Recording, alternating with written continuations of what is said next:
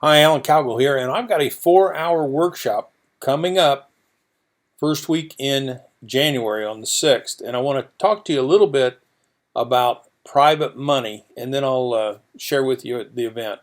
If you're doing residential stuff, short sales, sweat equity, rehabs, wholesale subject to, luxury homes, we don't have any luxury homes where I live, but I know a lot of you do.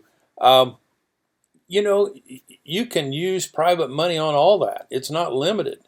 I've got a list of 16 ways you can use private money on there. And obviously commercial stuff, that's gold. That's gold when with private money too. So motels, apartments, storage units, mobile home parks, it goes on and on and on.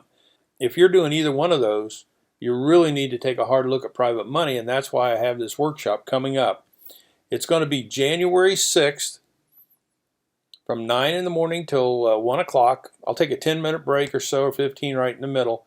Give everybody a stretch base, and then I'll get right back into it. I'm going to give you a ton of critical education on private money. It's 4 hours, and you go to www.alancowgill.com/private money. alancowgill.com/private money, and let's get started. I'm looking forward to seeing you there. To your wealth.